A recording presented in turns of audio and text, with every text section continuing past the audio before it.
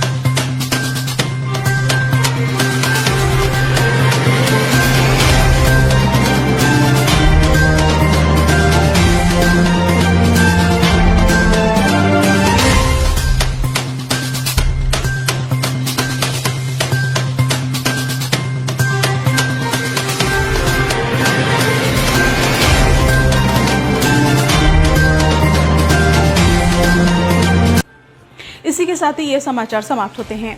दुआ और उम्मीद यही कि आप जहां कहीं भी हो खैर आफियत से हो, आपकी हर सू खुशगवार हो और हर खुशगवार सू का अंजाम बखैर हो। इन्हीं दुआओं के साथ मुझे और मेरी टीम को दीजिए इजाजत। देखते रहिए बीटीएस न्यूज। सब्सक्राइब और लाइक करना ना भूलें। तब तक के लिए जय हिंद।